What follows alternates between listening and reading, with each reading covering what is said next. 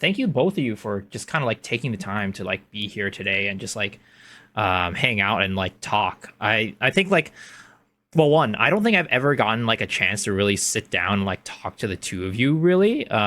Just like I don't know, as people and like even like Lost Ark, like I don't think we've ever like really crossed paths that much, which kind of makes sense. I don't really play in Korea, but I know LustBoy, you play a little bit of here in NA, and you're on NA West, right?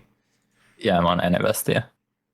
Yeah, but I want to take this opportunity to kind of like one kind of get to know both of you, but also two, I think there's a lot of like interesting knowledge about of course like Lost Ark in Korea and things like that, but also like I specifically brought the two of you on here to talk about supports, which I don't know, I feel like especially in the game like with Lost Ark for us, the topic of like DPS and such is always like on top of mind, but then people when it comes to supports, it really isn't like thought about. Like it is always kind of like not, since there's not many people who play supports, right? Hmm. Or rather, there's nobody, not many people who main supports, and as a result, a lot of people just don't really think about um, like the proper support play. And a lot of people also feel like here, at least, I don't know how it is in Korea, but here, a lot of people, I feel like they end up picking up supports as like a easy to play alternative, I guess. And they're like, oh, you're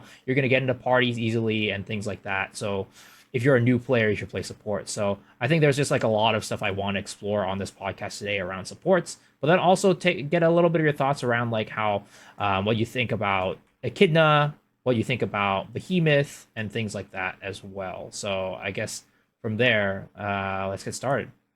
But I mean, I'm pretty sure most people know who both of you guys are, but would love to just kind of get a quick like, introduction of like how long like how long you've been playing Lost Ark for, and I guess if you could drop your stream Twitch handle as well, that'd be great. And we'll start with LustBoy. Hey guys, my name is LustBoy, and I've been playing Lost Ark since 2011, and I play on both NA and Care, NFS and Care. 2011? Yeah, I Was that mean, like beta? that's 11, sorry. That's 13 years 2021. ago. 13 years. I'm fucking Wow. tripping. I have never played a single game for that long. Maybe even like Maple Story. I don't even think I've played it for that long. I'm still living in the past. Yeah. Uh, That's crazy. That's yeah, 21. awesome. Well, I guess next is you, Wine. Hey, Wineblue here. I've been playing Lost Ark for 3 years, since 2021 April. And yeah, Okay. So fairly recent. I'd say like I mean that's like pretty close to what most people have. I guess their experiences even here in NAEU. You're only a little bit. I've been playing it a little bit longer than we have. So how did you? I mean, how did you even get into Lost Ark in the first place? for me, it was hearing about Lost Ark, about the Gold River speech he gave at the, like, I think it was called the Thyrain anniversary, New Year anniversary thing, New Year celebration. And like I heard about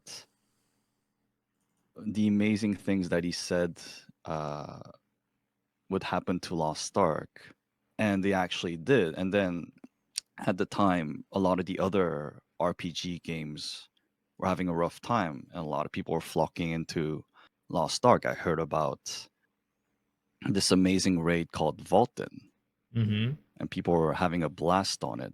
And I never played, hadn't really played RPG, MMORPGs games before at that point. I was like, oh, I'm curious. Maybe I should try it out. And I tried it out. I also heard about, the second thing that drew me in was Starlight Isle. Uh I heard huh. stories about streamers. Like, I saw footage of streamers just crying playing that thing, going through that story. And I was like, wow, it must be really good if it's bringing people to tears. And so initially, I came to Lost Ark to just try the story out and just to experience Starlight Isle.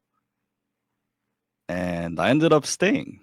Mm-hmm. I wasn't here for the combat or the raids initially too much because it was kind of like daunting. But yeah, I love Starlight Owl, and after progging Clown, it got me hooked. Got it. Got it. Was Clown the latest raid at that point?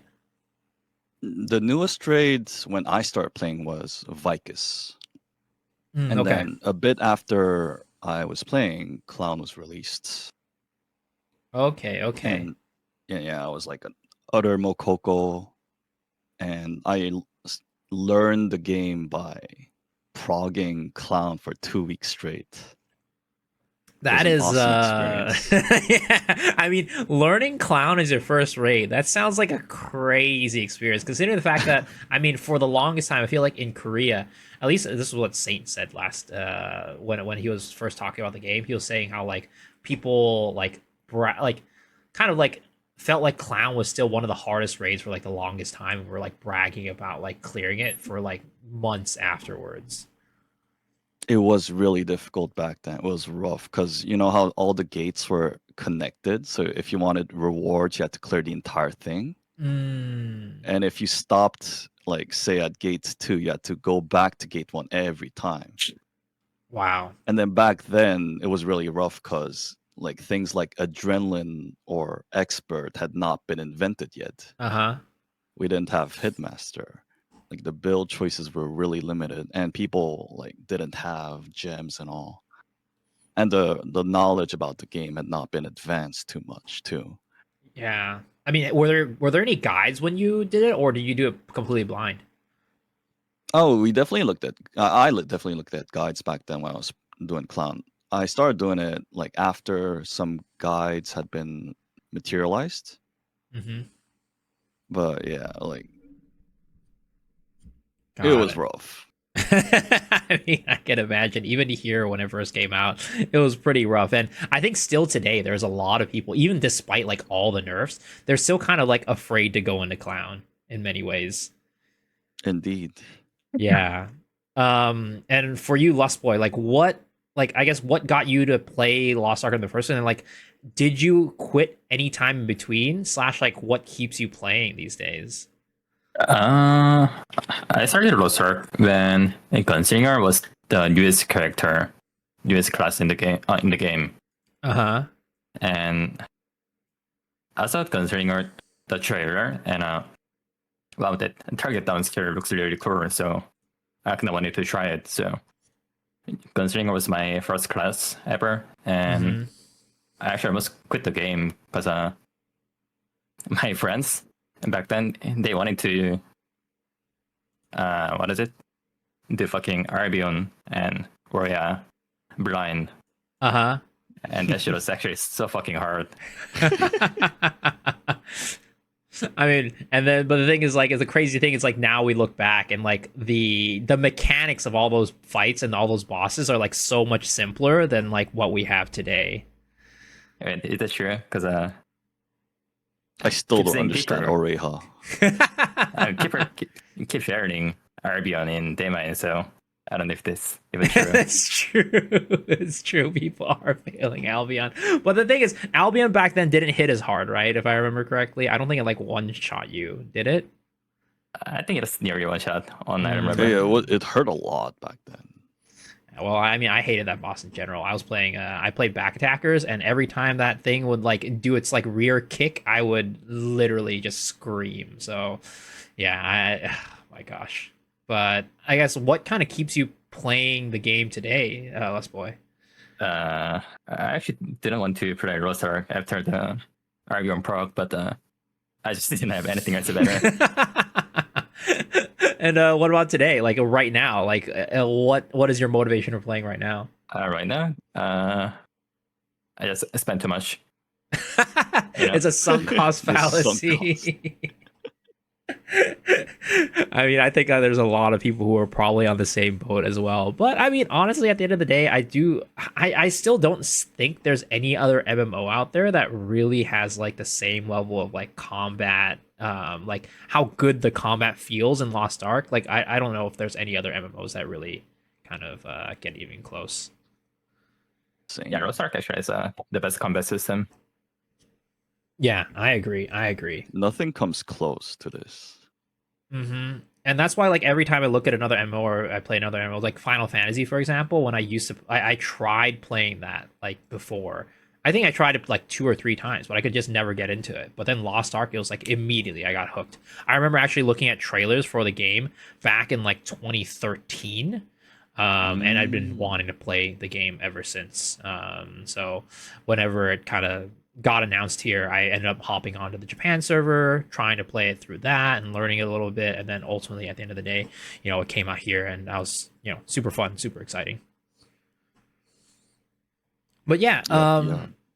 I guess what I wanted to bring you guys on here was to talk about a couple things, as I kind of outlined earlier. I want to talk about one, Echidna, two, Behemoth, and then three, a little bit maybe about LOA On. But then most importantly, I want to talk about like supports, the state of supports, what you think, whether or not you think their LOA On is going to do anything about support, like, is going to touch supports at all, and things around that nature. So I guess to hop into kind of the meat of things, I wanted to hear a little about like Echidna, like what were both of your kind of overall experiences for that, and maybe we'll start with Wineblue. We did it together, right, LustBoy? Yeah, we did together. Yeah, yeah. It was very hard during Prague. The thing is, in the first week, it was pre-nerf, and so we were missing 1 minute from the enrage timer, Oh. and like a lot of the mechs were untuned. They were like unhinged. They were like really brutal. Like she had a counter that you could only accidentally hit because like you couldn't react to it. It was just And so fast. it was so fast. And then the retaliate stagger thing, it was just straight up BS. Huh. So And like you were always wary of it. At any moment, it could explode. It could happen, and then it would explode if it happened. would it just like would it basically like one shot people? Because like for example, like Gate 1 Theamine, kind of like if you hit that retaliate, that can basically one shot a lot of people. One person would die, and because we were short on the enrage timer, we had to every time. So that was the Yeah. So you difficulty. needed everybody alive for that reason. Yeah, very much. Is it and it was it's well not was it It's was been it nerfed, a yeah. was it a bug or is it nerfed? It was nerfed. It's nerfed. Okay. It was nerfed. I think they just intentionally made it more difficult for week one, like kind of race purposes. Okay. But overall, was it still like easier than Theamine? Oh, definitely. Okay. Okay. I mean, that By makes a long sense. shot, yeah. That makes sense given that there's Theamine is supposedly the hardest raid in the game so far. But was Indeed. it an enjoyable raid? Like how would you rate it compared to like Theamine, for example? Did you enjoy it, LustBoy? It's fucking dog shit. Wait, what made it so bad? There's a lot of things that makes Echidna an unenjoyable raid. At the same time, I had a really good time progging Echidna because we had this group going on, We and had a good everyone time. had good moods, That's good. good progging vibes, and that's what keeps you in, right? Like Yeah. having a good static, the vibes, and everyone does well enough. It's good. Our group is actually jacked. Just like a lot of And really strong people. really good people. I And still then me. remember. I still remember I told Wineblue to bring artist or part, but this guy and kept bringing fucking party, which is actual dog shit. And somehow I managed to use sometimes 9 pots because I used red in G1. No, that's because you were getting hit. That was not me. Okay. So wait, what? So is Paladin just like one, is it just bad for Echidna, or do you think it's just bad for like progging in general because of the way the class works? I think everything. Everything, I- really? I'd say Paladin is best for progging. What? This guy's insane. Yeah, so the thing is, LustBoy and me, we have like very differing views on supports, which will kind of make Interesting. this podcast interesting, I think. Yeah, no, that I love that. So what? I guess for you guys, what? I guess LustBoy, why do you think that Paladin is bad for progging? First of all, you can't heal people whenever you want. The Holy Protection is like fucking 1 year CD, Uh huh. and they don't have push immune, which they have right now, but they didn't have it back then. So if you don't know the rate, you're basically on the floor perma. Just because you don't have push immunity. Pretty much, yeah, because you only have spacebar. Do you think that? Do you still think that Pally is that bad for prog? Like, do you still think right now Pally is still the worst support for progging In NA, yes. in NA? But what about in What KR? does that mean? Because they have different version. Yeah, we don't have the latest update. Okay, we don't have the so push because of the immunity. patch. Yeah. So what about now? Do you still think Pally is the worst for progging? In care, I think it's kind of even in care, I think. Okay. Just like even across the three. Yeah. I mean, that's good. That's actually really good. I think that's a good thing. What about you, Wine? I would agree that, like, yeah, not having push immunity was really rough. It was okay in Echidna though, because like you wouldn't fall off the platform like in Daemon, right? But yeah, like Paladin, because of not having positional attack buffs and holy protection, you can provide it wherever you are on the map. It's just And, a more flexible and like because you don't have to. I mean, you yourself as a class, like you yourself as a player, you have to worry about your own positioning, but you don't really have to worry as much about like where the other players are positioned, yeah, other exactly. than when you're casting your DR, your damage reduction. I think Right. the AP buff is good, but I don't know if I agree with the Holy Protection because the Desperate Starvation and Free Bloom are basically global as well. But at the same time, like yeah. you have an opportunity cost whenever you cast a heal bubble on artist or bard. Whereas for paladin, like you don't have that option at all. Yeah. So you don't have to think about it. And then also the players adjust, like your party mates adjust to you not having like a heal option like that. I mean, what's great about paladin and prog though is that the kit itself is very simple. And so like I really value that. So that's the distinguishing element between me and LustBoy in a sense. LustBoy is someone who can draw out the ceiling value in things because he plays like a god. And I'm more like a pragmatic person. I'm like more like down to earth in a sense. And so I focus a bit more on the floor value of things. I really value that. I think that is like I tend to think that floor value is real value in most scenarios in Lost Ark raids. No, and that makes sense for a lot of people, most people, right? Yeah. I'm the 99%. Lost was like 0.01% basically. You know, this guy pioneered League of Legends supporting, right? Yeah. This guy is built different. I mean, I grew up watching LustBoy play. In the older LCK, it was OGN back then.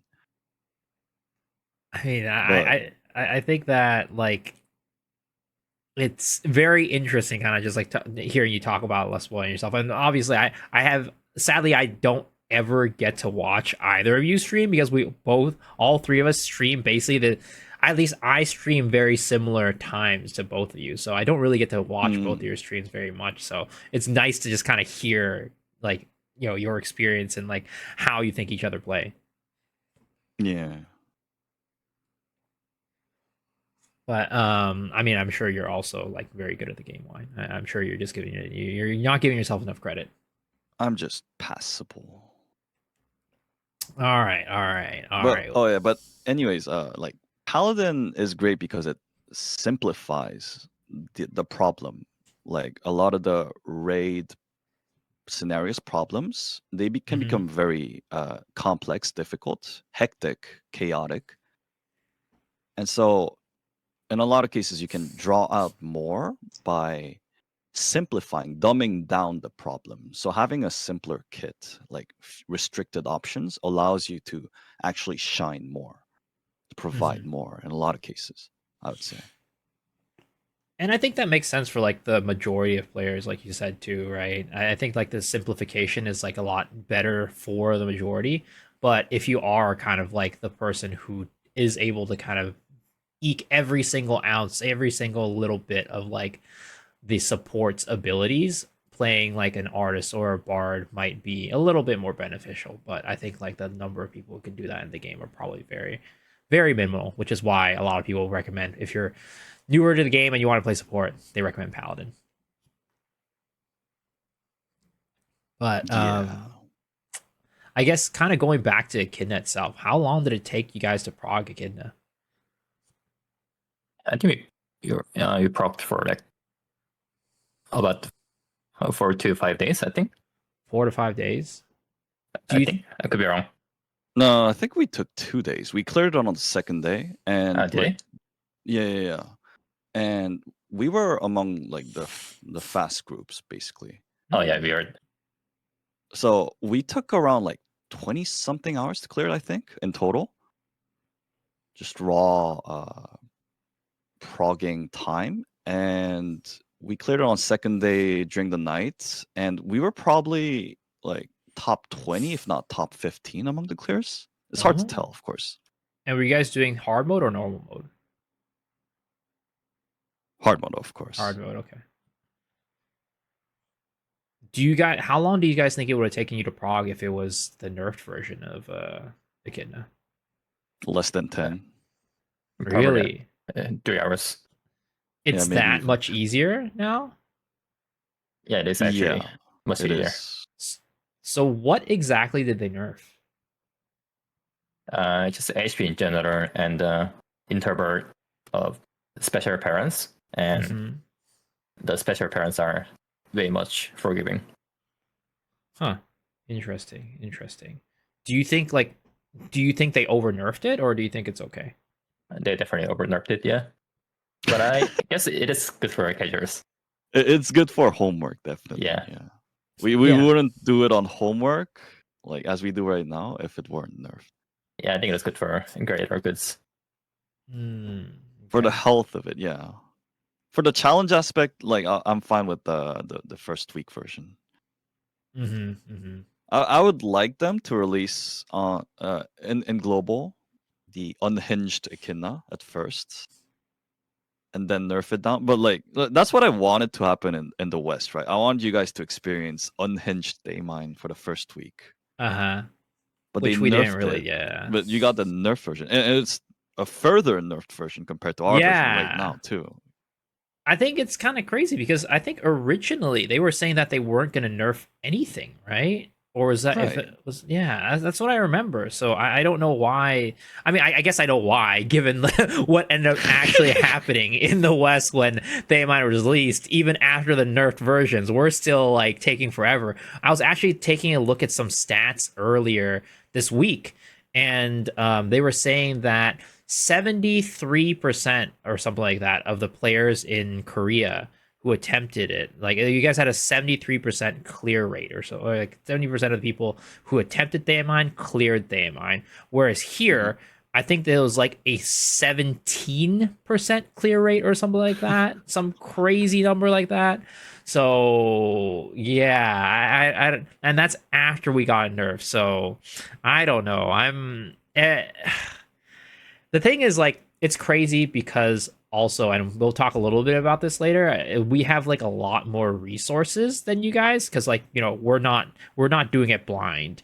We also have things like DPS meter, which you can say like it kind of helps, kind of doesn't. But I think at the end of the day, having any extra little information does help a little bit. So I think it is interesting that so many people, I guess, cleared in KR compared to us, and I don't know. Maybe we're just not as big. We're not really that great of gamers over here. It is what it is. But I mean, would you say the nerfed? You guys say the nerfed version of Echidna is fun, or is it still just not great? It's fun when it works out. What do you It mean can by get that? very jaily. There's a lot of jail elements, Really? even in Gate 1. Yeah. So I guess maybe to kind of dive deeper into that, like hmm which gate for you guys is the most fun, and which ranking the gates, which one's the most fun to which the least fun? I think LustBoy will agree with me on this. Gate 1 is just ass. Like Echidna or just out of everything? Echidna, yeah, Echidna. There's only 2 gates, so Yeah. Oh yeah. So a gate 1 and gate 2, which one's fun and which one's not fun? So gate 1 is just terrible. What sucks, but G2 is better. yeah. The problem with Gate 1 is that they wanted to their goal with it was to allow you to live the experience of being in a battleground, like a war zone. Hmm. And so the entire raid design is like very hectic, Oh my gosh. and there's like a lot of stuff going on the map. There's like random telegraph spawning from all quarters, and there's just a lot of like NPCs on the map, and you like have to help them. They're like babies; you have to cater to them. The NPCs. Oh my god. If you let them die, then like the boss does like annoying patterns. Yeah, probably NA and U are gonna have some insane frame drop again yeah. Oh In my Gate gosh. in 1. G1. When you guys are talking about this, all I can think about is like con gate 3 at the end of it when you're on the goddamn platform with all the Oh goddamn yeah. stupid ass mobs. I always say this. I think that is the worst designed mechanic in the entire game, at least for us at the moment. Like it is so stupid that like you have to have, like it's not that the mechanic's hard. It's not that. It's just that it makes It's your just PC. annoying. Yeah, it's annoying. Yeah. It makes your PC completely, freeze up, and it's like, well, anybody who has a worse PC, if you're a laptop gamer, all right, GG. I guess you're not gonna be able to, you gotta hope, you gotta cross your fingers, you get lucky that the boss never points at you. But yeah, that sounds It similar to that. it's weird because like in the Korean version, like you might have a bit of frame drop, but it's not as bad as what I see happen in the West. So maybe it's some sort of problem with the global version. Yeah. Yeah, that's definitely an NA problem. LustBoy would know since you've played them both, right? Yeah, I mean, we it's never have that It's mean pretty curse ever. smooth. I don't know why. Yeah. yeah. So for like a hot minute, I did play in the KR version for Mhm. like just like to test like Outbreaker and stuff like that. And when I was playing there, I remember this very clearly. For us, whenever we go into Elgacia, Aranor, the town, like we would always get this random, like after you stay in the map for like 5 seconds, you randomly your computer, your entire screen would freeze. And I went into the KR version. I'm like, wait, where is that? Why didn't it happen to me? I'm just like, why do we always get the why is our version always so much worse? But EAC. so for Echidna, you said the first gate is just not fun because it's so hectic and stuff like that. And you say So it's this not difficult. It's annoying. kind of like So Theamine Gate 1 in many ways. yeah. So right? like Gate 1 and 2, kind of like they purposefully design like the first gates to be clearable, definitely, Mhm, but annoying. So like mhm. messy and all. Uh, So just everyone for will be example, able to clear Gate 1, but yeah, it will be annoying. if you guys are progging Echidna Gate 1 as a non-swimness like heavy spec class, if you're if you guys are on floor even once, it is just GG. There's no comeback. Oh no. Um, So because just like you're just gonna keep getting knocked down over and over again. Yeah, pretty much Oh until my god, you run the raid. that There's a sounds lot of things that terrible. push you, that knock you over, and he does like these grabs that are very hard to notice in the first few weeks. Oh my god, I'm just imagining myself playing it as a striker, and it's not. Doesn't sound like fun. And because of these things, the supports need to step up their game, like in Daymine. Interesting, interesting. We kind of have like a little bit part in this podcast later talk about that, but Right. that's interesting. It's interesting. So gate 1 not that fun. Gate 2 still not that fun, but better, or is it okay? Is it pretty decently fun? It is just basically burdenized bikers. Huh. In a Like sense, yeah. which gate, or just like all 3 gates kind of combined, or I guess two. I guess a combine of G2 and G3 of bikers. Mm-hmm. Right. I see. I see. I mean, I enjoyed G3 Vicus a decent bit, so I mean, maybe it'll be The other okay. thing is, like, it's very enjoyable when everything works out.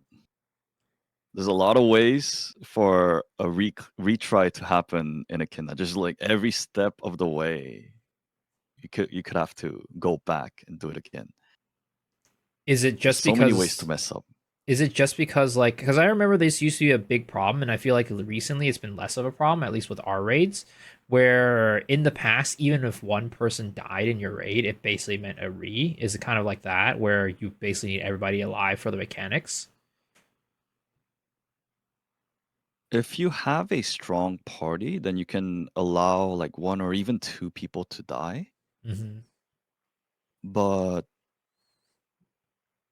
you kind of need everyone, especially in the first few weeks when everyone's figuring things out. And like in certain mechs, like one person messing up will mean a wipe. Kind of like in like there's a lot of brain checks in that gate. Mm-hmm. They're not difficult brain checks, but they are brain checks. If Mm-hmm. one person fails it, like they die, or they might cost something like a wipe. I see. I see. I And can say for the first week, if you guys are doing hard mode, if there's one dead, I think it's gonna be re to most subgroups. just You because of the basically can't clear it damage. with people dead. The underground phase is it's kind of it is another It's DPS DPS check. check. Yeah, it Yeah. is DPS Huh. check. It's a Interesting. huge DPS check. Even with the nerf version, you'd say? Yeah, Yes. Yeah. Hmm. Interesting. you can allow Maybe. someone to die after the snakes are dead, kinda. But before they're done, that phase is done. If someone dies, it's likely a re. Because the snake checks, if you do them, if you finish it, you get a big damage boost. I think it's like Mhm. 30% or something, 20, 30.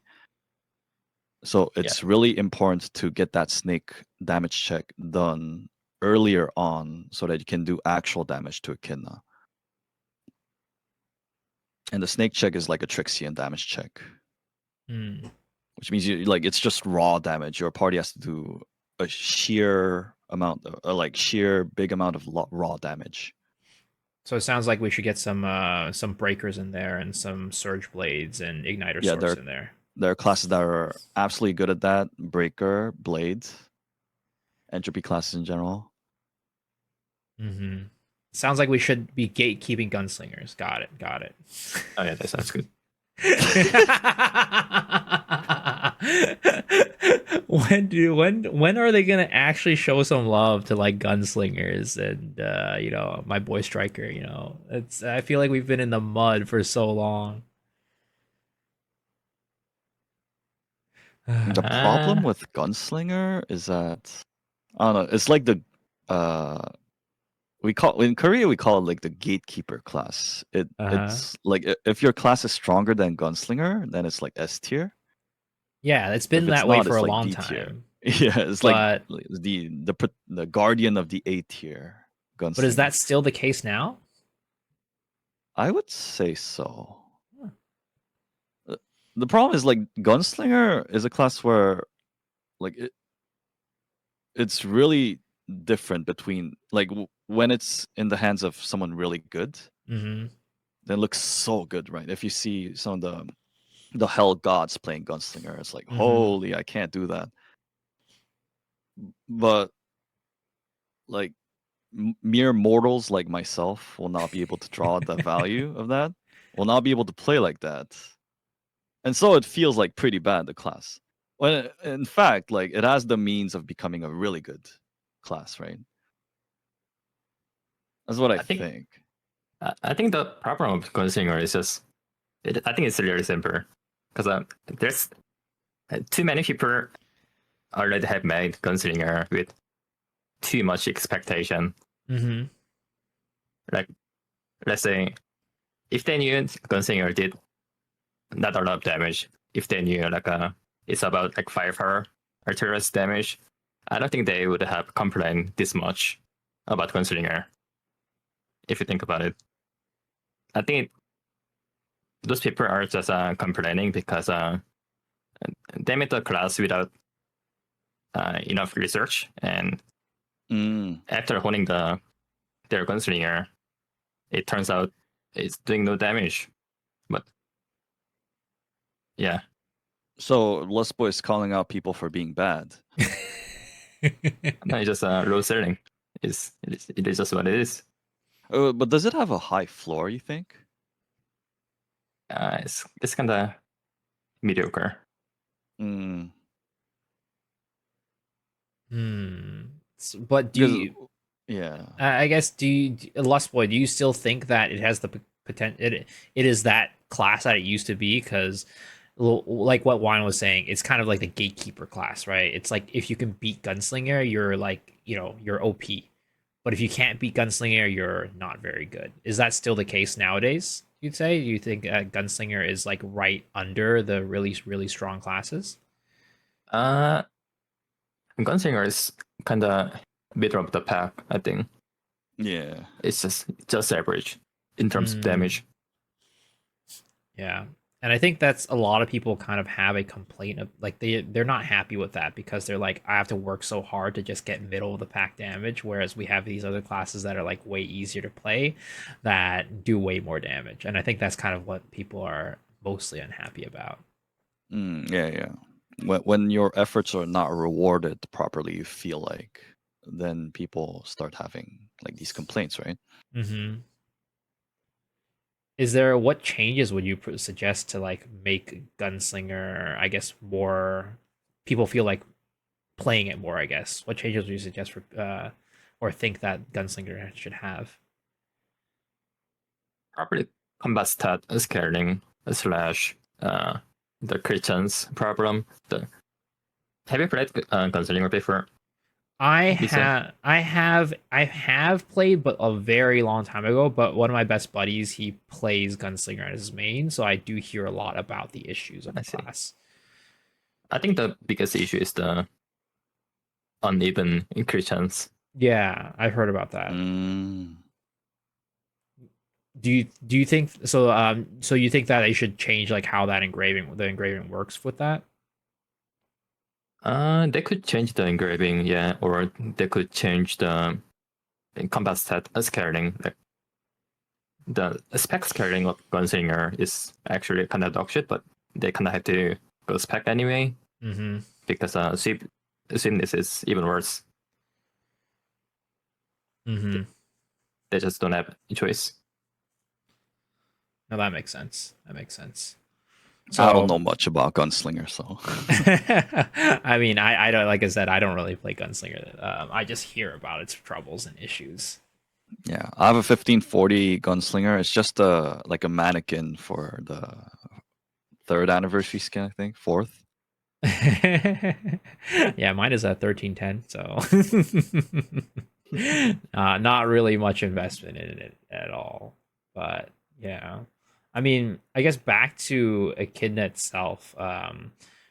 Do you guys think that? So you guys think that I guess you guys think that there's a good bit of a damage DPS check for hard mode, but what about like normal mode? Do you guys have an opinion on that? Because I understand you guys cleared hard mode first, but I think over here compared to Korea, a lot of people are going to be starting on normal mode first as opposed to hard mode. Like, do you guys have any opinion on like normal mode and how that's going to be for us? No more. It's just PCG actually. Really? True. It's basically The- face roll. Pretty much, yeah. Yeah, the problem though is that, like as I said earlier, it can get very jaily. A lot of the jail elements are gone in normal, of course, but the way the raid works, like you can get MC'd, right? If you greed. Mm-hmm. And I heard that the West has a greeting Oh problem. yeah, 100%. We got It's our not gonna work DPS out in meters on Echidna. lock. Yeah, because you can greed, but you have to greed smartly in Echidna. Otherwise, Mm, you're sitting in a puddle that keeps giving you stacks, and at 3 stacks, you turn MC. And a lot of cases, that's going to be a wipe. interesting. At least one person dead. Is- Otherwise, though, normal can like I've only done it a few times, but from my memory, it's pretty easy. Okay. I mean, that's good news for us here because I think there's just a lot of people who are gonna be starting off with normal echidna just because of the timing. Like it, how long did you guys have between echidna and Thamine? I don't remember. 5 months. 5 months. Yeah, Yeah, 5 months. Yeah. we have about a month and a half to 2 months, so it's definitely very very Yeah, different. it's rough. A lot of people haven't hit 1630 yet. A No. lot of them have been waiting for Echidna to release too. Yep. Exactly. For That's how the I'm doing it. advanced toning. Yeah. Because my characters are 1620. I have not done hard Thamon yet. I have not attempted it, and I don't plan to attempt it just because it doesn't make sense in terms of like financially. Like it's Yeah. much better. So basically, if you've cleared Daemon normal, you can clear Echidna normal. There's no problem with that. That's good. That's good. You guys, it's just like basically like you guys think it's like 40 transcendence and you're good. Oh, sorry, 40 elixirs and then you're good. Basically, you don't even Oh, really yeah, need definitely good. transcendence. Yep. Yeah, good enough, yeah. Okay, It's more than okay. enough. 40 elixir and some transcendence, more than enough. What do you think is like the bare minimum? Yeah, probably 35 elixir. 35 elixir. Interesting. And what about transcendence? Do you think you need transcendence at all? Nah. Not really, yeah. Because like the earlier stages don't give you as much. Yeah, they're kind of minor.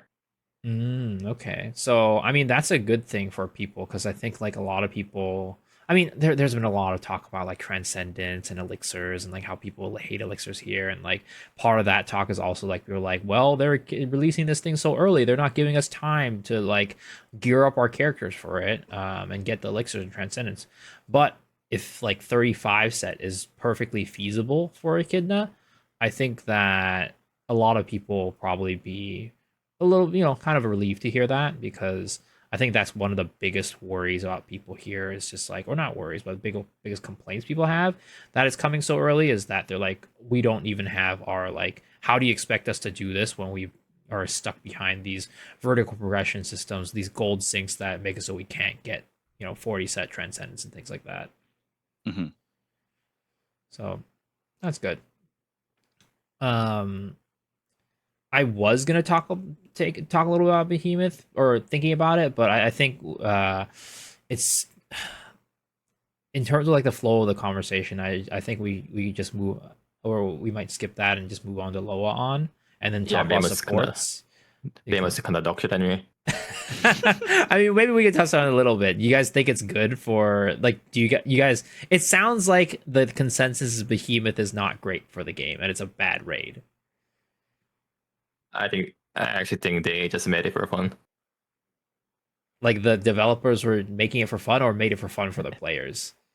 For fun, for themselves. Is it really that bad? Just like nobody likes it at all? I mean, Oh. it's all right, but I don't think no one likes it. I think it's cool. The concept of fighting a 16-man group, one big boss. It's fun. When you're in the raid itself, there's no time to be like bored or anything. It's like very cool. And it's like a glorious, like glorified Trixian encounter basically. Mm-hmm. So it's fun because you're just doing your rotations and the numbers are really huge and all. And the mechs are more or less simple. And like it's forgiving in the sense that you have 8 death counters too. The problem with Behemoth though is that it's a 16-man group. You spend more time in Party Finder than in the actual raid. That sounds And like terrible. because it's 16 people, I think the problem gets exacerbated whether you're lacking supports or lacking DPSs in the player base. Mm-hmm. Like in the Korean server, like on week 1 we had an Omega support shortage. Mm-hmm. And then on week 2 the scales tipped over and like suddenly we have a surplus of supports. Mm-hmm. And now we're back on support shortage slightly, but like because it's 16 man, it feels like it's more noticeable whether like you have more DPS or supports in the player base. Mm-hmm. It's harder to fill up these slots. Like on week 1 we'd see a lot of groups that are 12 out of 16 and they're missing 4 supports. And then later weeks we saw like supports filling up really fast, and then we're missing like 8 DPSs.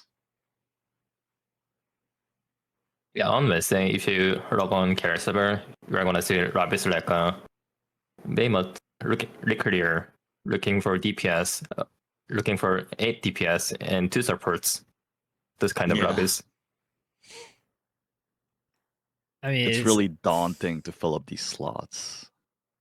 I think that's definitely the biggest worry of mine. The first time I heard about Behemoth, and I was thinking that maybe, and it's kind of that way, right? I basically had two scenarios. I said that either Behemoth is gonna be a complete shit show, and you're basically it's gonna be like a normal raid, and you're gonna really need every single person to be like top of the line, be super good at the game to really clear it, or it's gonna be the other situation, to the other scenario where they designed it to be a big raid like this because they're like, oh, it's just a nice little casual raid that you can go and do with anybody. And I was thinking maybe even like they make it easy enough to be party findered, but it doesn't sound like that's the case. Or not party finder, match made. But it seems like it's a little harder than that, maybe. But because I like going into it, I was like, this sounds like a terrible idea. 16-man raid when we're already having trouble filling up 8-man raids with supports with their support shortage here. I was just like, oh my gosh. And then I think there was a clip from Canada where he was like waiting an hour for his Behemoth lobby to go up and start. And one more thing is, I think it's going to be very much worse in NA and EU because in Korea, everyone is living in the same time zone, but NA and EU have like Multiple infinite time zones. Yeah. Oh yeah, that's true. Yeah, and like even here, it's like not even just like for like NA, right? We have people who live in Southeast Asia. We have people who live in OCE, and we have people who live in the US who all play in the same servers. Yep. Right. And we also have less people playing, so that's another thing.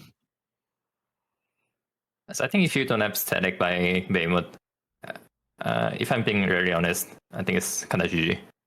Yeah. Kinda GG, yeah. It's a little worrying. I don't know. I'm a little bit worried that people are gonna because people already hate being in lobby. I mean, everybody hates being a lobby finder, and I think like Behemoth is just gonna make that problem worse. And I don't know. I have a feeling there's a lot of people who are gonna leave the game as a result of that. Or maybe, well, actually, I was gonna say maybe they just don't do Behemoth, but you kind of have to, right? Because you have this weapon transcendence is locked behind it. Yeah, at the very least, it doesn't take too long to get your weapon transcendence done. Hmm. Do you guys see a world where people just get the weapon transcendence and stop doing Behemoth after that? Yeah, I can see that. I think it's In it's yeah. happening in KR too. Really? People just don't want to deal with it? Yeah, even though it's like a really easy raid, like just because like it's still very jaily at the same time though, Mhm. but it's pretty simple. The problem with Behemoth, right? 16 man means there's an increased chance that you have more bozos in your group. Yep. The law of bozo maintenance, you know, like you always have that Mhm. portion. Like because you have 16 people, you have more bozos in the like if you're doing it pug, Yep. No, and that they makes eat up all the sense. death counters basically, and so yeah, that's Yeah, how it that can get one tricky. guy who's ends the raid dying like 4 times. Yeah, exactly. So if you have two of those people, they eat up four each, and you don't have death counters anymore. Yeah, That sounds about right. That sounds about right. People are calling me out. They say that's gonna be me. I don't think so. You know, I'm not that bad, guys. I'm not that bad. But you sure? wait a Hmm. second. But no, I'm crossing my fingers that it will be okay. But I think as an overall, it sounds like Behemoth probably we can do without. Like if they didn't release it, we probably wouldn't have been complaining, right? Hmm. Personally, Yeah. I thought like it would have been nice if Behemoth was like a 1600 1610 content, and then it's just some nice extra mats to help us juice up our characters. But it is what it is. It's Um, very good gold. how much is it? How much is it? Something I don't around know actually. 20,000. How much? Let me check. It's 21.5k. Oh wow, that's a lot. It's a lot. That's like gate 4 they mine. Yeah, I mean it'll be an incentive to do it, but I still think that a lot of people like after they get their transcendence, they're probably just like I'm out because the party finder part is probably just gonna be unless you have a static, of course, right? If you have a static, it's Yeah. fine, but if you don't, then it's like the party finder is just it's gonna be daunting. And even with statics, I feel like there's probably a lot of people who are like missing 1 or 2 people. Like it's like we Mm. have a static of like 14 people, and then like we need like fill 2 people in. But cool. I mean, I think moving on, I wanted to talk a little bit about Loa on as well. I'm going to Hmm. be doing a podcast with Benji, Memo, and then hopefully with maybe Stoop Saint, or we'll see who the last 2 of you are next month about Loa on and predictions. But I did want to kind of touch on it a little bit, just because, like, I don't know, I wanted to get your opinions on it and see what you thought about it. But do you feel like this Loa on is a little bit less hyped than others? But at least to me, it kind of seems like it. But I don't know. Do you guys get that feeling? I think it might be one of the least hyped drawn ever Why do you because think of that? the absence of the gold river and just the game is kinda, how to describe it, is kinda on break. It, Mm, there's not much contents going on in the game in KR, so it's kinda less hypey and less in KR. what do you I think, think it Juan? definitely has to do with Gold River not doing it anymore. Because whenever you have Gold River, he always brings that wow factor. Mm-hmm. He always leaves you amazed in some sense. 'Cause he always he cooks up these things, he prepares these things. The current director is less about that. He's like good, but of course, like he's not the showman that Gold River was. Mm-hmm. So he's just gonna like straight up deliver these content pieces. We're gonna see Third Awakening and Casseros Raid or something whatnot. Like it's kind of like we kind of expect what's gonna happen, right? Mm-hmm. Kind of know a lot of the stuff that's gonna happen, and we don't think too much that there's gonna be that wow factor. So yeah, maybe less hype. Doesn't mean like it's bad, I guess. Mm-hmm. It's perfectly fine. It's good. It's not great. Compared to like other games that might not even be doing good on those reveal things, Mm-hmm. convention things. It's just that It's in the okay. past we've had like all these like huge kind of like they were so amazing in the past that now just like an okay one seems like is it Yeah, that we've been good? spoiled basically. Mm-hmm. And that makes True. sense. That makes sense. And I mean, when you guys say it's like very predictable about what's going to be coming, what is there? What do you guys think is going to be coming? You mentioned Kazros raid. Y'all mentioned Third Awakening. Like, is what else do you guys think is going to be coming? I think they talk about some RP stuff, like making a music, and Mm-hmm. I think they talk about MVP system for sure, Mm-hmm. and not sure actually. Do you guys think they'll talk anything about like maybe there's like a couple things that they talked about that like were never addressed.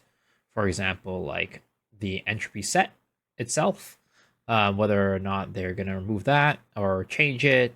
There's also like supports. I think they acknowledged that supports were a little bit too busted, a little bit too powerful, held too much of the party's kind of like strength, and they talked about that potentially being something they looked at. And even like if we remember way back in the day when we got our changes to chaos dungeons, they said that the current chaos dungeon is like a band-aid fix. Do you think they'll ever address that? Hmm.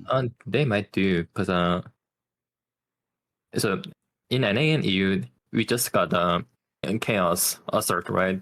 Mm-hmm. Have you gone it? Yeah, I Have you have. been there? Yeah, because in KR when we just got it in KR, people are saying this better be like the our chaos dungeon in the future, Hmm. which kind of makes sense. So you guys like the chaos assault? It's alright. I don't know. I don't know if I like it, but I think it's better than chaos dungeon. It's not like, oh, it's amazing, but like it's like whatever. It's Really? chill. Personally, I would prefer doing regular chaos dungeon over chaos assault. Like, why do you guys prefer it? Oh, if you if you figure out how to abuse the CDR buff in the map, it's actually way faster than in chaos Yeah, dungeon. it's can get really Mm-hmm. zoomy in there. Sometimes it's Infinite tough space though bars. because everybody kills all the swords, and then you have to run around the map for a long time looking for the swords to get the Oh buffs. yeah. Yeah, sometimes it True, gets bad, true. but just imagine you do the thing solo. Mm-hmm. Yeah, I see. I see. So if we was solo, yeah, I think it would be a lot faster that way. I think there's like, but there's a couple things that are kind of in the air, but I think like it's what you guys said. It's like there's a lot of stuff that you know what's going to be coming, and probably that's why it's not as interesting. Do you guys think there's going to be a new class like tease? Like, do you think they're going to kind of tease a new class? I think they'll drop a teaser, but I don't think we're gonna get a new class in summer. Mm-hmm. Yeah, same. Do you? It's because of the third awakening, and it's such a large scale project. They're like they said they're like basically remaking all the classes that we have right now. So I'm it's totally understandable if they don't release a class, right? They didn't even tease one in the past LOA On. Mm-hmm. Yeah. So that's the thing I'm looking forward to, the third awakening update, Mm-hmm. because they said it's gonna be so massive. So there's no hype regarding like whether or not they're gonna release the third awakening, because we already know that, but like the extent of that is what's hype worthy perhaps. Mm-hmm. How large of a remake rebalancing is this thing going to have effect. We'll have to see, right? Yeah, we'll have to see. What did they cook? Perfect. And I think like moving on from LOA on, I wanted to also have a small little section like talking about like DPS meters because Oh no. why is that an oh no? Uh, I have a very strong view on this. Really? And it's like a daily section in my stream where I go on a rant on this. But Got it. I mean, one so is it's not going to be short, I think, if we talk about this. And I know that one is LustBoy kind of have a differing view on this from me. is an infitter. Okay. So, I mean, look, I I guess rather than talking about your opinions on it, right? And I think I would love to hear your opinions on it, but I want to keep this kind of like to a certain time. Mhm. What are your thoughts on how they've affected? Do you think that the DPS meters in NA EU has affected KR at all? Not really. No. A little bit, but not really. I think it definitely changed some reputation on certain classes, but overall not really. I think people already knew like Surge Blade and Breaker are Omega strong and those kind of things, yeah. But like, Yep. I mean, from the data, it doesn't even seem like Breaker is like performing all that well overall. Like, of course, ceiling wise they are, but it seems like there's some other classes that are just like consistently performing at the top. They're hiding. They're hiding. Maybe. If you look at the average, Breaker is actually that broken in average, but the ceiling is crazy high. Yeah. And I think especially with the raids coming in with like Echidna having parts that are like Trixian and like Behemoth itself is just basically a big Trixian dummy, I think those classes are going to become like really, really, really strong. Yeah, they're strong. But overall, just does KR really even care about like DPS meter data? Not really.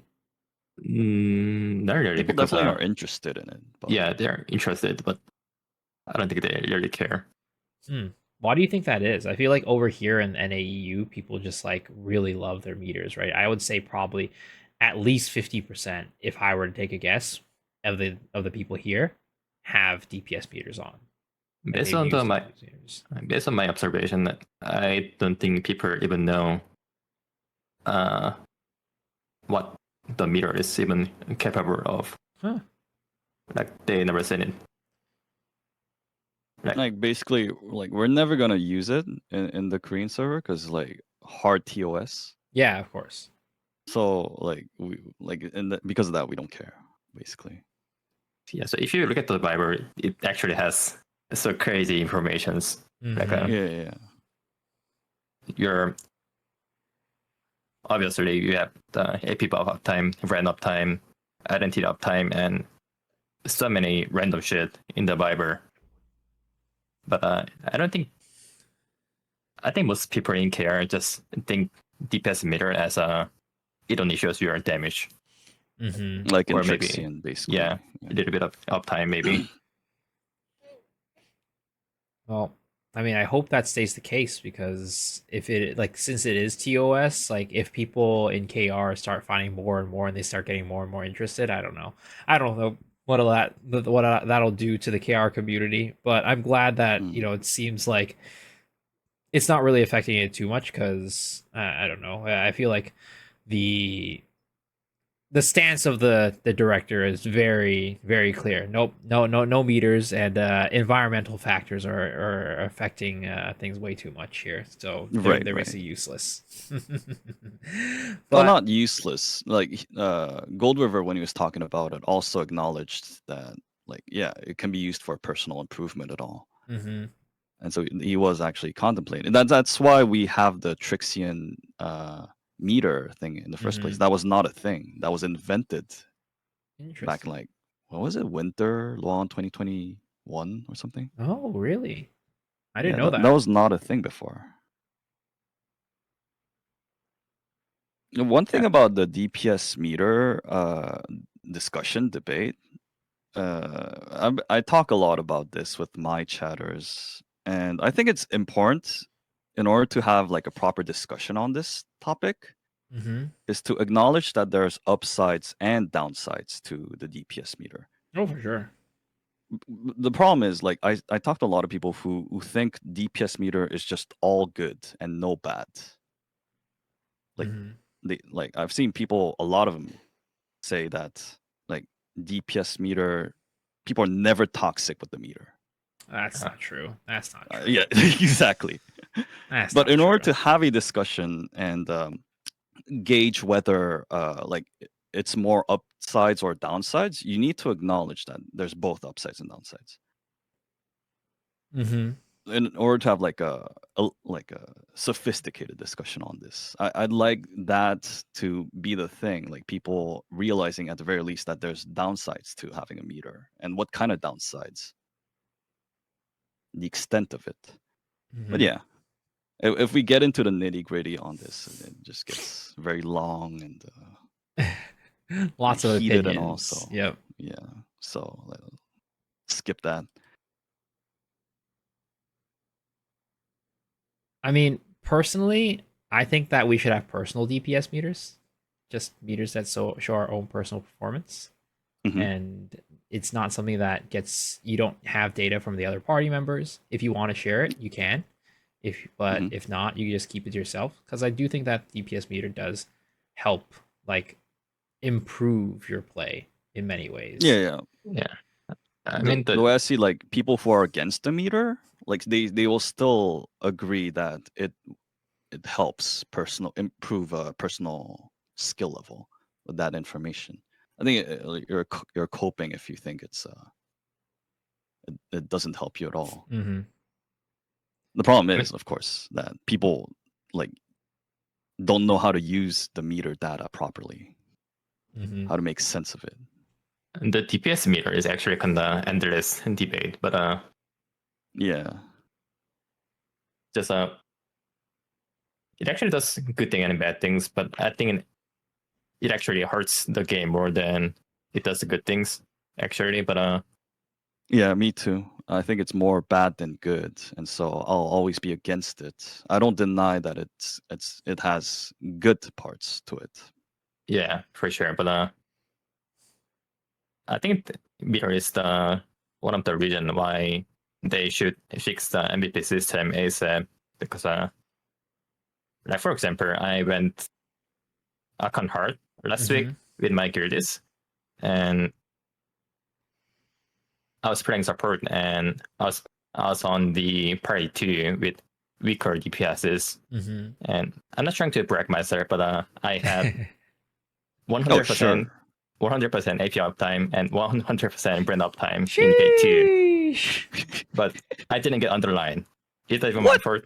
No, I mean, it's it's fucking because game's fault. it depends on what your And party does in terms of damage. yeah, and there's just no way to know this kind of thing without Mhm. using meter. Mm.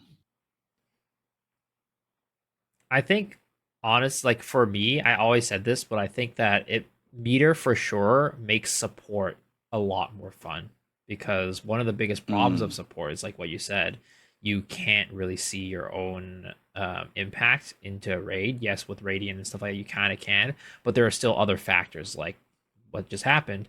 If your team just sucks at damage, sucks at DPSing, it doesn't matter if you have 100% uptime on your AP buff and brand. Like, you're still not Hmm. going to show up there. All right. Like, the lack of visual feedback is definitely something that has been a gripe for a lot of supports for the past years. Mm-hmm. And And I thought when they introduced this MVP system that, like, with Behemoth and all, I thought it'd become better, but like it barely changed anything. right, LustBoy? Yeah, I actually didn't notice shit. I don't notice it. Like, there's no difference with the system.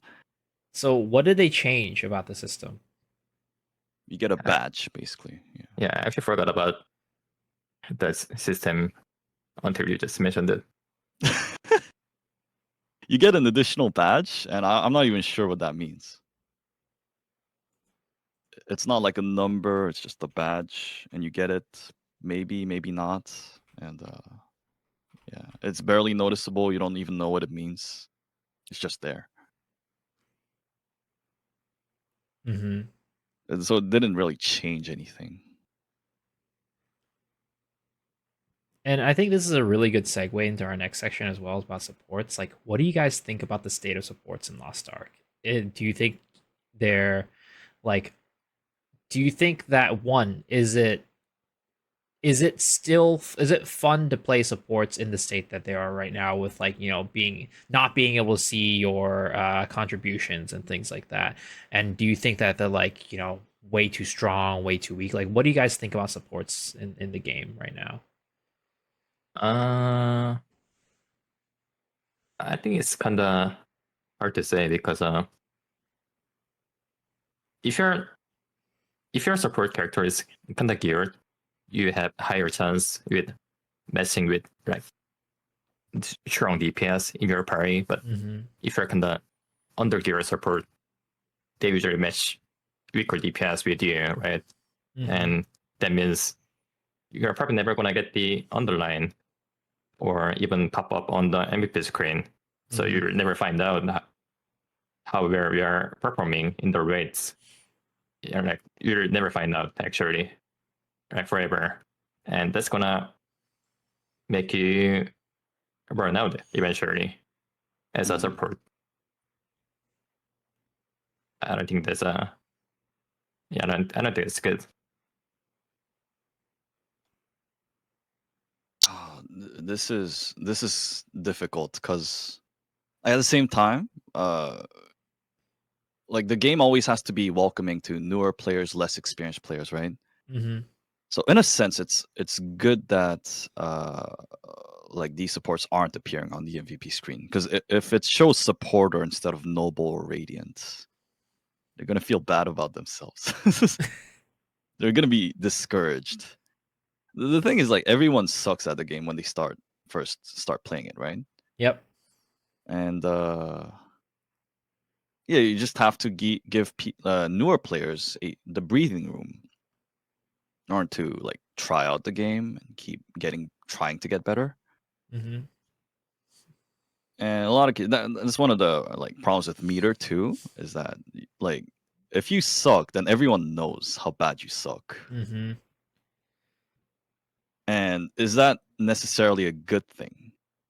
In some cases, bliss. Ignorance is bliss. Yep. Like So- if I knew how bad I sucked like 3 years ago when I started playing out Bard, I might have been discouraged from continuing playing the game. The thing is, you always have to first and foremost, you need to focus on the newer players always, not the old experienced players. Yeah, I have to cater to them too, but like you always like newbies kind of come first because like an MMORPG cannot last if the player base cannot sustain itself because you're always gonna have people leaving, right? And you always need therefore an influx of new players. And in that sense, like it makes a lot of sense that they're hiding a lot of the information. Because Lost Ark kind of caters, strives to cater to newer players and inexperienced players. It strives to be a casual game a bit more. Well, it tries to offer like the best of both worlds actually for like hardcore players and for newer players. But yeah, in that sense, hiding the information on the MVP screen, I think it's okay. I guess it kind of depends on where you find your joy from the game. Yeah, because there's all sorts of players too. Like there's hardcore players like us, kind of. Yeah, There's like more casual players. some people are just okay with just hanging out with people in the game and just having regular raid. fun. Yeah. Yeah, Mhm. just having that experience together. Yep. And would you guys like personally for you two, right? I'm not talking about like, you know, players in general. Like, do you all think that it would be nice to have things like brand uptime and attack buff uptime in the MVP screen? That way you don't like, you know, you don't end up in a case where even though you were playing out of your mind, you don't actually get, you know, I guess Visual the feedback. Yeah. visual feedback. Like, do you guys think that that would be helpful, or what do you think would be a good way to implement a way to make it so that supports can feel like they're having impact and can see that impact? Hmm. I think at least they should show us which party did how much percent damage at the end. Like party 1 did 60, party 2 did 20. I Not mean, on individual. that sort of does help, but like I mean, you could also be in a case where party 1 does 60 and party 2 does 40, but like it's because the party 2 support kind of really sucked. Yeah, if you show that information, and you know the strength of the DPSs, and it's very easy to point that finger at the support. I don't know. And do you want that in the West where you already have? I mean, you guys are all using like meter and stuff, but like, do you Yeah. want to point the finger at the support and discourage them when you already have a support shortage? I don't know. It's very complex. Mm-hmm. It's a very complex problem for sure. Like, I mean, that makes me even kind of think like, do you think the MVP screen itself is a good thing? Like in terms of all the data that it provides, like all the information that it provides? Because I was having this conversation the other day as well, but I think Mhm. like for us as Lost Ark players, like I think the average player in Lost Ark probably cares about DPS more than the average player in any other MMO, largely because of the MVP screen. At the end of the day, like you want to be on the MVP screen. It's like, is Mhm. the MVP screen in even like in general good for the game? I mean, I think it is good. I think it's good It, enough. Like it shows decent information. It hides decent information. It's like in that weird, that weird equilibrium state in a sense. Mm-hmm. I think it's just the core problem of the whole issue is just the job of support is too simple. Like everything you do is apply brand and apply AP. That's it. Don't listen to LustBoy. He's not mortal. He doesn't know our problems. Like when He says Hellbird it's just came out, simple. It's not when because Hellbird just he's came out, God. and when Daemon came out, the perspective, the how people visualize support kind of changed because Hellbird in Hellbird and in Daemon, support actually need to use DR like Rhapsody, Godsend, Serenite, and assuming you haven't played Hellbird, was like most paper, Daemon would be the first raid where DR is actually kind of necessary Yeah, in a very, normal very raid. important. Yep. Like I think they should try to implement like those kind of fundamentals in the game that supports can work on. Like, DR they need to do DR on top of brand and AP, or they need to counter on top of DR AP brand like Daemon G4. And yeah, if they can emphasize those kind of fundamental into MVP screen somehow, I think this can kind of fix the problem. Like showing how much DR was done and stuff. Yeah. Yeah. It kind of does. Is like whatever defender or whatever, right? Yeah, sort of, but not really. Kinda, but like you see that numbers like sometimes like Yeah, 600%, but then, like you that don't know what it means. doesn't really tell anything. Mm-hmm. Mm-hmm. I get that. And speaking of like kind of the importance of supports in Theamine, are you guys basically saying like I guess my question is like, do you think that is still the case in like Echidna as well and Behemoth? Like, is it still that important? Because like you guys said, Theamine is kind of the first raid where these things matter, like DR and like I think in Theamine supports matter a lot more than any other raid in the past has ever relied on Yeah. supports. Is that the case for Echidna and Behemoth as well? Not really. I mean, they still need to stay alive, but not really. Like Echidna, you can kind of compare it to a con in terms of difficulty, I think. Because Mhm. like even the first clear time, it happened like a con took like 17 hours, Echidna took like 19 hours. It's like kind of comparable in terms of difficulty in a sense. Mhm. And so think about a con, like how much do you need DR in a con? Yes, you do, but is it to the extent of Daemine? No. It's kind of like that.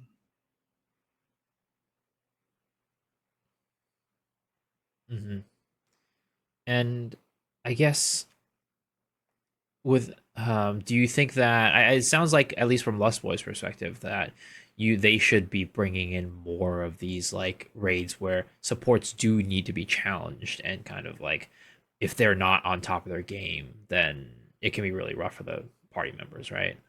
I mean, they don't need to make it like Omega hard, but I think they should make those fundamentals amount to like if you just for example, just random example, if you land a counter, it gives your party member AP buff for 10 Wait, isn't seconds. that crushing fist?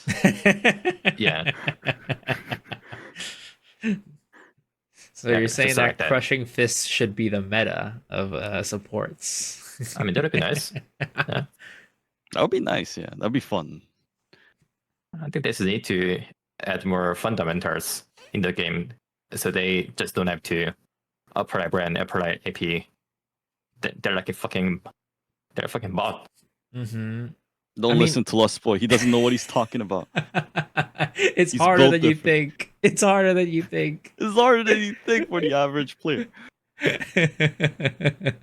I This guy's an LCK belt under his a trophy under his belt. He's different. he doesn't understand the struggles of mere mortals like us. Indeed, indeed. I mean, I think that this is like an interesting topic because I've actually talked about this in the past, but I don't know if you guys agree with this, but kind of going off this topic of like supports being a little bit too simple, I always thought that it was weird that our supports all play exactly the same pretty much. Like you said, it's keep your AP buff uptime with your 2 attack buff cycling.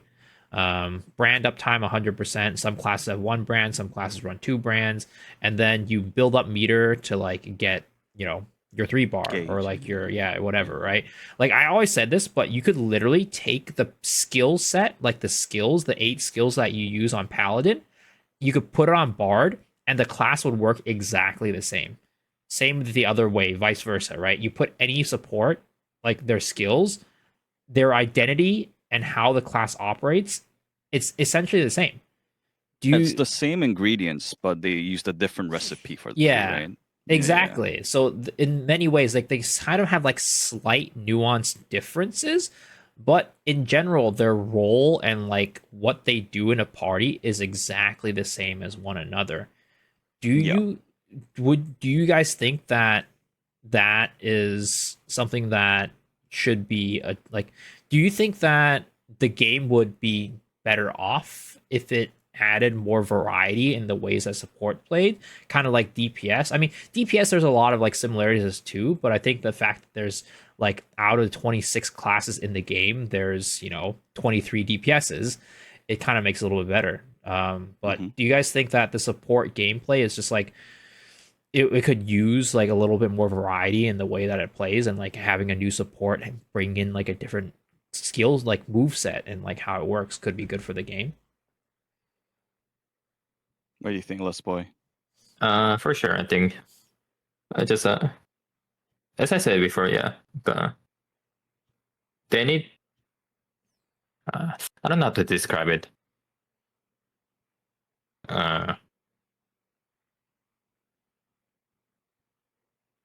Yeah, I you go can go. first? Yeah. So for me, so I play all 3 supports. They're all Yep. 1640. They all do the latest content, right? Mhm. I personally don't like. It's the same ingredients, and like they're cooked in a different way. You could say that Mhm. they share a lot of the essence parts. I still think they're like vastly different, the 3 supports. It's like enough difference for me to enjoy, and I'm not like bored playing Paladin and then like after that playing Bard. Like, oh no, it's the same things. Like, I don't think that. Mhm. But like, if they're bringing out a 4th support, then definitely they need to like branch out of that, like what we already have, right? In a certain to a certain extent. Like, they did a fabulous job with artists. Mhm. Like, she has all the components. Like, she's like a happy middle way between Paladin and Bard in certain ways. Mhm. But like, she felt different. And if they're releasing another support, I do want it to be different, right? Unless Mhm. they're doing like some sort of gender lock Yeah. release, which they likely might, yeah, will do. But yeah, I do want something a bit different, a bit new. But like, I'm fine with the support role, the 3 classes that we have right now. It's like the thing is like, you know how people's like I hear this every other day. Like, they say support is boring. You heard that a lot, right? People saying support is boring. I don't get that. I've heard it from certain people for sure. And Yeah. For me, like when you're playing support, you don't have time to be bored because like there's some like, and this is where I differ from LustBoy. He said support is too simple, right? I yeah. I think don't think it's support, boring. yeah, I think it's simpler though. Yeah. yeah. So there's a difference between simple and boring, especially when it comes to Paladin. That's the Mhm. case.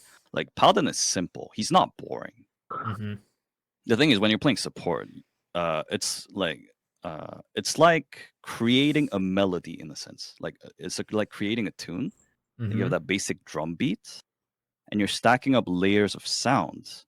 There's layers of difficulty that you all have to do in tandem, like attack buff branding, and then you're doing like fitting in other skills for like gauge and then stagger, destruction, counter, dark bomb calls, aggro control, Mhm. and like raid leading. There's like so many layers of things that you could be doing, and then like of course shielding and DR. Mhm. But like a lot of people just think of it as like just a totem, a Mhm. yearning totem. Yep. When in fact, like if you're doing it properly in a sense, there's so many things that you could be offering more to your Mhm. team or to ease the process of the raid. And like that's why, like to me, like there's no time to be bored when playing supports. I think like people who say it's boring just don't care about other people, or like they don't understand the extent of the things that they could be doing. Does that make sense? Mhm. Yeah. And I mean, I always say that, and I've said this before because I have a video that I talk about kind of like supporting and like what you need to do to be a good support. But I always, for me personally, again, I am also immortal, unlike LustBoy. I think support is the hardest class to play in the game, in my opinion, at least. Yeah, like the ceiling of Yeah. value, like the In order to ceiling of the play it things you need to well, do. it's like one of the hardest classes to play just because you have so much to worry about. You don't only just worry about yourself, but you're worrying about your other 3 teammates, and like you have to worry about what they're doing, predict what they're doing, predict where they're going, and like on top of that, keep up your buff time, keep up your branding time. It's like there's so many things you need to worry about on top of yourself. Yeah. What do you think, LustBoy? I think the better example of what I was trying to say was probably Bard. Bard is the only support right now in the game that kind of have to use double brand, not a single Yeah. brand. Mm-hmm. And if you use double brand, that leads you to either have a bad counter or a bad stacker or don't have a DR. Mm-hmm. And that kind of limits your, the playstyle. Like if you use double brand, you probably don't have a good stacker because most people use Harp and Sonatina. And if you use Harp and Soundshock, you have stacker, but you still don't have a good counter because you need to use POS to generate meter. Mm-hmm. So they need to fix about those kind of things at some point, right? But instead of fixing this point, I think they rather change the fundamental, like you can like specialize your lore into like you're really good at counter, then you can just focus on counter and do your job. Does it make sense? But like I'm fine with the way Bard has to choose her skills right now. Like yeah, like the mark of a good Bard is definitely knowing what skills to pick in what situation. And yeah, because you only have 8 skill slots and the way the Bard skills operate, you have to pick and choose, and you have to like relinquish something. And Yeah. I'm kind of fine with that because like Bard does have the high ceiling to offer among the supports, right? So like it's like a give and take situation. And yeah, it does feel smudge when like you're lacking that buckshot, or yeah, like, you don't have that skill slot to put in Rhapsody, or like you're lacking stagger, or you have to bear with sound shock. I think it's okay. It's fun enough for me. Like it makes sense because you're being rewarded when you're playing bards. I mean, it is rewarding, but I just think they are racking up play styles just in general. Like they just put you in a certain play style if you're playing support. they lock you in. Yeah, the game lock you in. Like basically every single support has like a similar playstyle. Is what you're saying? Yes, you don't have a choice basically. Oh yeah. Mm-hmm. And unless you're LustBoy and you take out Sonic Vibration and stuff, and you go full spec, and you take March. Oh, that was a kind of dark era of Luster. LustBoy did some wild stuff on Bard like a while ago. Yeah, man's cooking. But it was okay because it was LustBoy. And exactly. You can make something out of it. Yeah. Like I heard LustBoy is also trying out Magic Stream on Artist. Oh yeah, I have a friend that runs that. I have a friend who runs that. And that's like wild to me. I don't want to see that on any artist except if that artist's name is LustBoy. I don't believe them. I mean, they're actually pretty good. Because it's you. Do you wanna hear the number? What is it? In Beskar, I have like 70 to 80 uptime percent. On Moonfall? No, the Magic Stream. Like Magic Stream. Yeah, CDR. Extra CDR. Like for 80% of the fight. I mean, damage for 40%. I'm gonna be real. For me, artist, I can't keep up with it. I don't have the hands. I don't have the hands to keep up with artists. If I had artists with Magic Stream, my skills would be. I'd probably have like 6 skills off cooldown at all times. You have to. There's so much you need to rotate on. Like all the swiftness supports. Full swift. If you have 10% extra cooldown, and that's additional. It's not even multiplicative Magic Stream. Yeah, it is additive. I didn't even know that until recently, but yeah, that's kind of broken if you just look at that. But the problem is, like, will you be able to maintain it? Mm-hmm. And if you're a LustBoy, then yeah.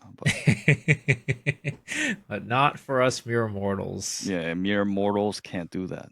You could try, and sometimes it will succeed, but the success rate on it will be like abysmally low. And at that point, you're just playing with 4 engravings. I mean, even if Epic was a little bit worse than right now, I would still use it because it kind of adds up a new playstyle onto it.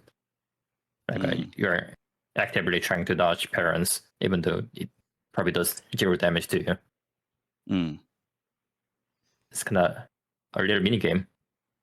It is a Mhm. mini game, and sometimes it makes sense. But then the problem is, like, you know, with Magic Stream, like, people take it when they don't have the hands for it, and they Oh, do it yeah. like in a context that doesn't make sense. I Like at Daymine Gate 4, you're not taking Magic Stream. Like you're basically playing with 4 engravings because you're gonna get hit if you're playing support. You're Mhm. tanking things for your team. especially for as an sure. artist. It doesn't make sense. And then people just like still are very obstinate about taking that choice. And yeah, that's one of the problems with Magic Stream. Like it makes sense in certain scenarios, but you have to be able to assess whether it's a good situation for it. And you have to be very objective about your skill level. And that Mm. doesn't happen enough. People are just too there's like a lot of hubris Mm-hmm. across the board when it comes to these things. Hey, people in Lost Ark are always the main characters. Everybody's Mm. the main character in this game. They always think that they'll be able to draw the ceiling value of things when in fact it's not. Mm-hmm. They all say they're a good player. I don't see these good players. Where are And I do think that that's also like a problem, like not just like people like thinking they're like the best or whatever, but I also think there's a problem with like people here, and it's kind of like ingrained in our everyday, I guess, play style of the game. But we just kind of like a lot of times look at a build that Korea has cooked up, and then we just copy paste it. We don't even think about like why they made this build, what situation it's good for, what it's bad for, and they just see it and they just copy paste it. I don't know. That's not even true. When I look at the Nexus like community guide thing for Oh, supports, yeah. there's a lot of stuff there that I don't even understand why it's there. As in, Like, like what it's were you not, it guys doesn't make thinking? sense, or are they cooking too much, or is it just like it doesn't make sense at all? It's not even something that's in the Korean server, and then yeah, LustBoy. I think what you said earlier, Miso, was used to be true, but not anymore in the Oh. NA and EU community. I see. There's not. Yeah, maybe at some point, yeah, they Yeah. people kind of follow more Korean meta stuff, but then At this point, they're just cooking up their own stuff. and it's like out of context. Like the way I see, like the stuff I've seen also in these community guides, Mm-hmm. it didn't make any sense to me. Like, why would you be recommending this to, like, say, like, because community guide is for like newer players, right? Yeah, I'd Why are say you so. recommending this to a newer player, like Guardian Tune with Agile Cast, stuff like that? Like even the super speed cast on Window Music. Yeah. I think this is probably one of the biggest debate between KR and NA. Mm. I do think it is cool that it is developed into that though, because like I said, I think there was a well, I even thought it was now, but I guess we're kind of beyond that. But there was a point where we just kind of took what KR said face value and then just went with it. So I think it is kind of cool though, even though some of it doesn't make sense at all. But we talked a little bit about kind of like this was a little bit a while ago, but we kind of talked about like Bard and like how they have to run to brands and things like that sometimes, like and that's like a difference between Bard versus Pally and artists. But do you guys think that there is like a tier list in terms of like the best support versus the worst support, or do you think that they're just like, you know, very situational, I guess? Like, do you think there's a support that's clearly worse than the others and needs some help, or are they just all very situational and they're all in a good place? Right now, I think they are situational, but I think Bart is a little bit of herb. Like I think they're all in a great spot, like Yeah. all 3 of them. And the thing about Bard is that like there's one gate where it's imbalanced and it's gate 4th Daymine, and Bard is just OP in there. Mm-hmm. Otherwise, like they're all very much the same in terms of what they can offer. I think Party is good enough, and Artist has been pretty good for a while now, and Bard is Yeah, right. LustBoy's been The- loving playing artists recently. Bard, performance wise, she's okay, but having to use max MP, not having to, but you kinda Yeah, you kind of have to. Right? Yeah. kinda prepare using it, and having to use double brand to maximize your ceiling is I think it's really bad, to be honest. And right now, Personally, Bard I'm has- fine with it. Yeah.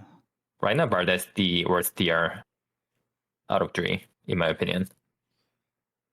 Just because the- Really? after the pally Yeah. change with Yes. tenacity. Yeah. Oh, you're talking about Rhapsody. Oh, just Rhapsody. looking at Rhapsody. Yeah, it's definitely the worst. Yeah. It's crazy And- because it used to be the best, Yeah. pretty much. Yeah.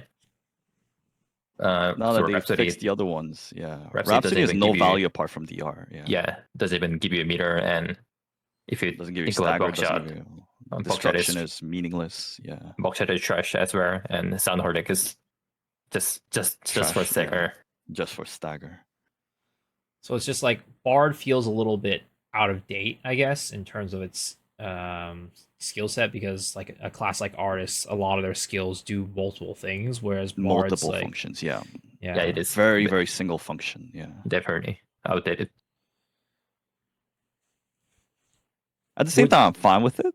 Like right now, because like she still has the higher ceiling. Yeah, I mean, Bard is still a good class, and she's Yeah. still functioning Even with- fine, even with Even those. with all these problems, she's Yes. fine. That's the thing. That's how broken she is in a sense. You need Yeah. all these shackles to make her balanced. You need max MP. You need these single function skills and whatnot to make her balanced. Like mana issues. Yeah. So you guys think if they kind of fix some of these problems, she might be a little bit too strong? Oh yeah. That's what I'm I- fearing. Like if they fix her, then they're gonna bring down something. Cause then it's gonna be like she's gonna be OP. She's only balanced by virtue of having all these shackles. Her power level needs to be suppressed. Yeah. I guess, yeah. That's the way I see it. So she has very, very marked weaknesses, but she has very, very marked strengths at the same time. Hmm. And I think that's a good way to balance things. I I do guess- agree. Bard has the highest ceiling out of 3, but I don't think it is like that superior. Yeah, it's not Compared to that other two. superior indeed. Yeah. Unless you take double cast when the music and But I mean, it seems like maybe LustBoy has a little bit of a different opinion. Like it doesn't seem like if I feel like from what I'm hearing, LustBoy, you think that Bard should get a little bit of help. Oh yeah, she does. But just if you talk about the average performance slash the floor, I Mhm. oh, think Bard, yeah, Bard might be Average, yeah. the worst. yeah, it comes to average the- worst, Yeah. definitely. And when it comes to the average, and those kind of issues we just talked about, having to use max MP, double brand, those kind of things, are they're kind of big struggle to them, to average Yeah. players. Average play. Yeah, I totally agree. Yeah. Yeah, I So- think they still need to find a good in between. So you think they should raise the floor for bards? Yeah, I guess. What kind I'm of change? just fine with it, but like if they increase the floor, I fear that they might take away some of the ceiling. And that's what I fear. And then like she's gonna be less fun to play. I feel like. Do you I guess LustBoy, what type of changes would you do? What would you give to Bard to make it kind of like in a way that you think is in a good place? I think they just need to revamp her skill, like the whole everything except winter music and happening tune. I think everything else is actually very situational, even in Guardian Tune. Even Guardian. Yeah. Ooh. Do you think bards need a cleanse? No. No. You think and it's actually interesting because I have heard a lot of people say that they think that Guardian Tune is kind of OP because it blocks a lot of things that other like nothing else can block. Basically, Yeah. like a lot of debuffs that other things can't prevent. So like you can't cleanse Mm. those debuffs, but you can block it with Guardian Tune. But I've also heard a lot of people say like I feel like Bard needs a cleanse. So you guys are on the camp of like Bard doesn't need a cleanse. Bard is, Guardian Tune is good in the way it is and might be, yeah. I guess yeah, it's good in the way it is. Yeah. I don't think cleanse is needed.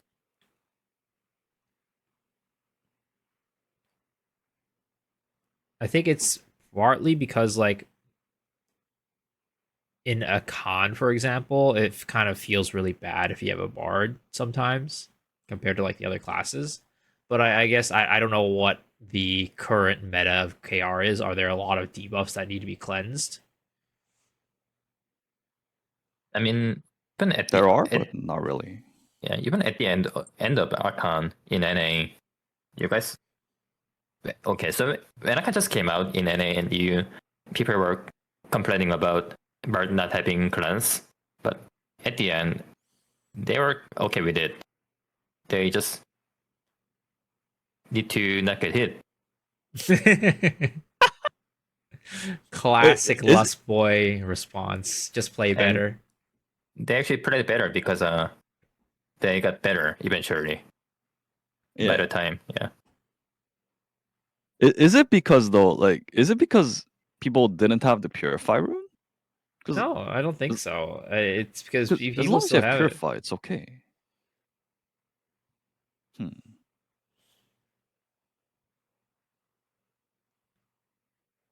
And I guess with that, what do you think about like mana? Like, do you think that bards should not like? Do you think they should have a choice to not run max MP? I mean, even as of right now, Bard is still playable even without max MP. It is. If I really wanna be sweaty about it, it is actually low-key skill issue. But uh, I think yeah, when it comes to the average again, the floor, I think it is really easy to run out of mana as a bard. And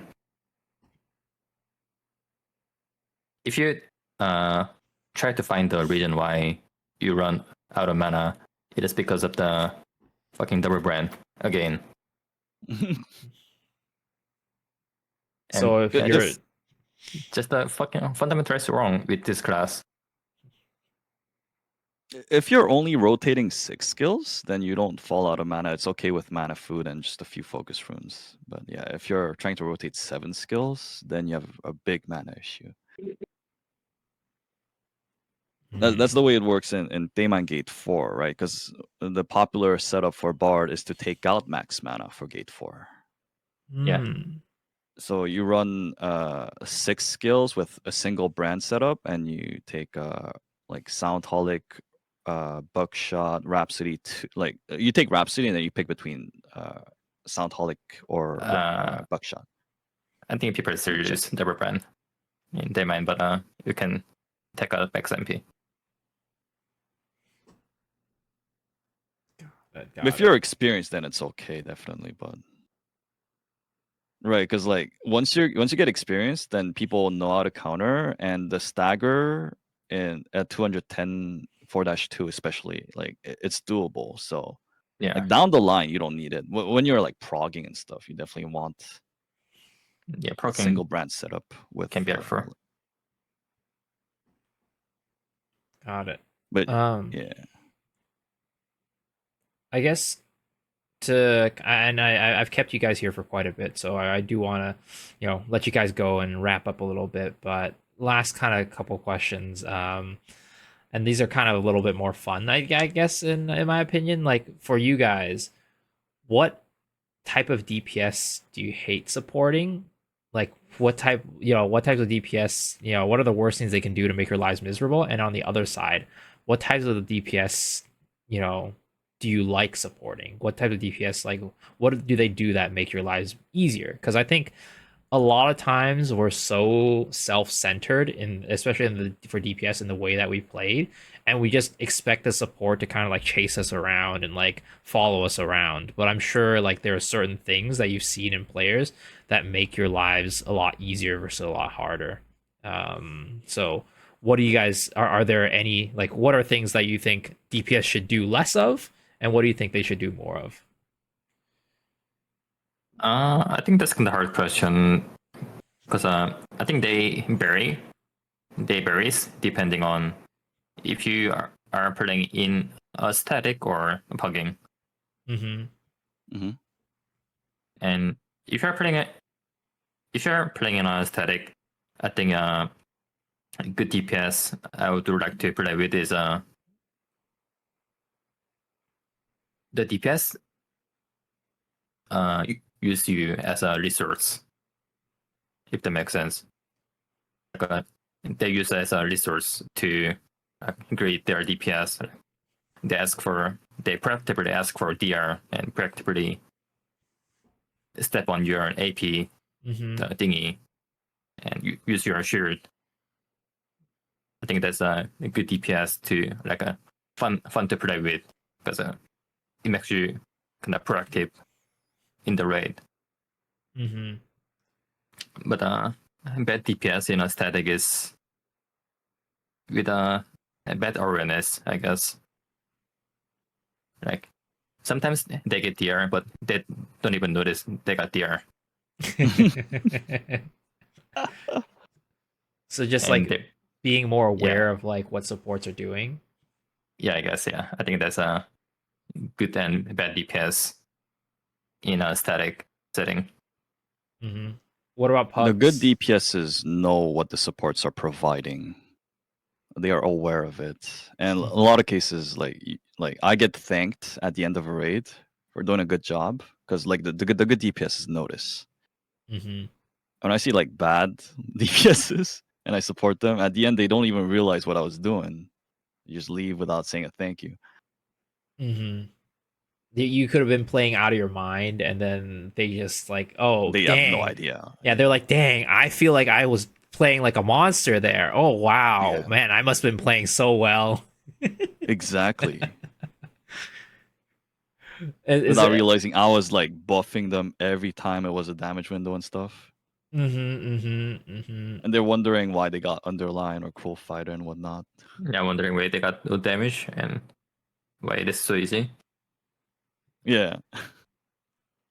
So I guess when it comes to statics, it sounds like at least for you, LustBoy, it's like, being communicative, being like proactive, and like calling out for support's help and support, and using them as a tool to help them like actually do more damage. And I don't know, I feel like Wine, you probably would agree in many ways. Oh yeah, totally agree. Yeah. And let me talk about the DPSs I hate supporting. Yep. It's the friggin' Sorks, Summoners, Gunslingers who are doing damage from one footstep away from the puddle. The puddle. Yeah, the puddle buff. Oh, oh.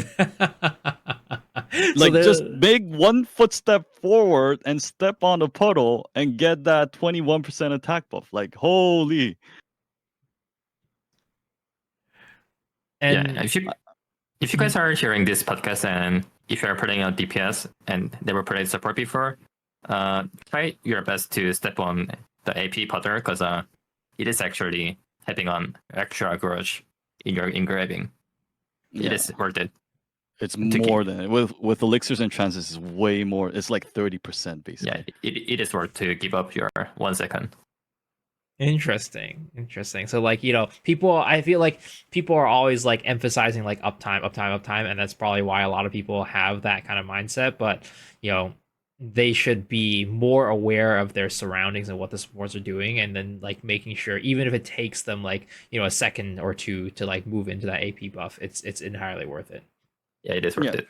most of the times. If you're playing with a bard or artist, then you have to be aware of like being around the boss at any given moment, because the puddle buff will spawn. And then like you always want to try to group up with other party mates to make the support's job easier. For like puddle positioning is a real struggle for bard and artist.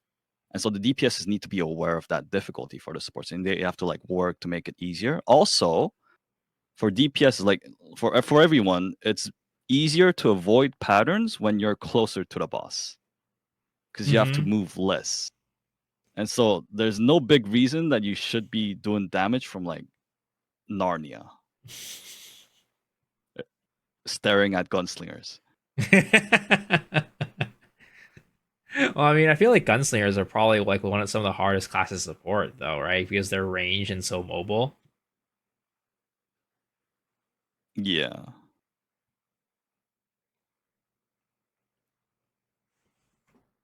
I mean, I think that about wraps it up for this podcast, though. I've kept you guys for about 2 hours, and honestly, pretty much every podcast that I've done has gone to about 1.5, 1.5, and this one went to full two. So, thank you both for like being so amazing and like offering your thoughts and taking the time to just be here. I really appreciate it so much. Like, I had a lot of fun. Hopefully, you guys enjoyed it.